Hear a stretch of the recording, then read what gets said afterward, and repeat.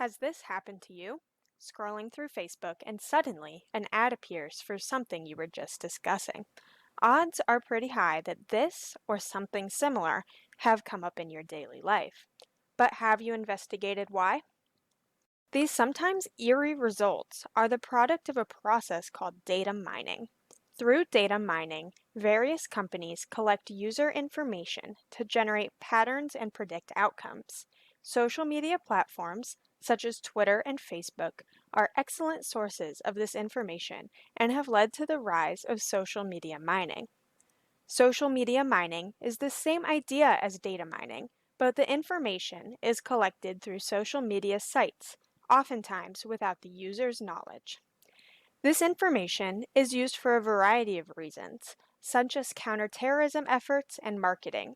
However, many users have concerns about privacy. New Jersey's Attorney General said his office has launched an investigation into how a British data analysis firm allegedly captured information from 50 million Facebook users without their consent.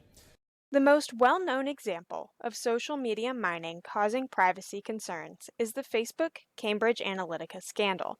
In early 2018, news broke of Cambridge Analytica's long-running data collection. It was revealed that they were using Facebook users' information in political advertisements.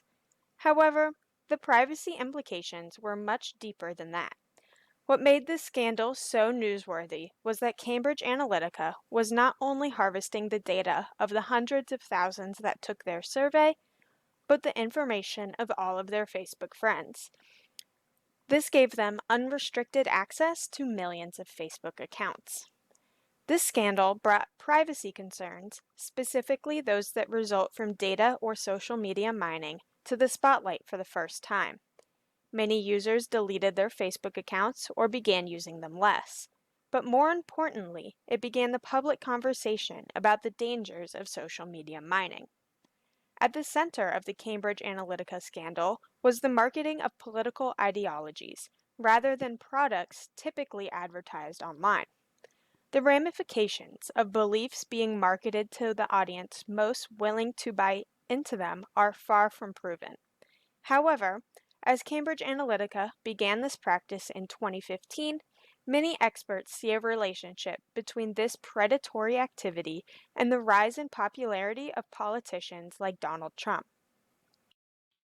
However, not all aspects of social media mining are bad. New advertisements can introduce users to products or services they may not have stumbled across on their own.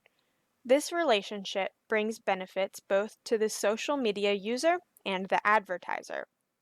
Another often touted benefit of social media mining is the ability to stop violent crimes, such as terrorism or school shootings, before they happen. While there is limited evidence that shows this to be the most effective pathway to stop these horrible crimes, there are certainly isolated incidents that have been thwarted thanks to social media algorithms. Violence prevention is certainly a benefit to social media mining, even if it is only occasionally successful. To most users, the concerns brought on by social media mining outweigh the possible benefits. However, as society becomes more and more reliant on social media, users are left in a tricky spot regarding their privacy rights. Additionally, there is nothing illegal about social media mining. The data used in these processes are voluntarily provided by the user, even if they do not read the terms and conditions. There are still actions users can take to protect themselves online.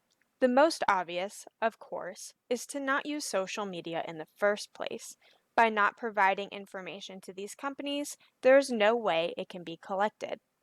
As mentioned before, this is an unlikely solution to what is becoming a near universal problem. For users that are still insistent on using social media platforms, there are many privacy options offered by social media sites. For example, on Facebook, you can decline to share your information with third-party applications, and on Twitter, you can turn off your location services. Another way to protect oneself is by accessing these applications in a different manner. For example, Facebook can be accessed on Mozilla Firefox as opposed to another browser. Firefox has a built-in feature called Facebook Container, which prevents Facebook from accessing information from any other sites you may visit. Many of these solutions are surface level and do not provide the kind of protection users are seeking. If these actions are not enough to protect your privacy, or you do not believe businesses should have access to your personal data in the first place, effective change must start with legislation. Political action, such as protests or voicing your concerns to your representatives, let the government know that these are issues their constituents care about. Congress votes frequently on issues relating to social media surveillance and the limits of big business. Until legal action is taken, businesses will likely not change this practice. The costs of social media mining are incredibly low for businesses, and the benefits are enormous. In the meantime, remember to be mindful of the information you share online. Be aware of the ways this information could be used by others. Finally, never share something online that you would not want used against you.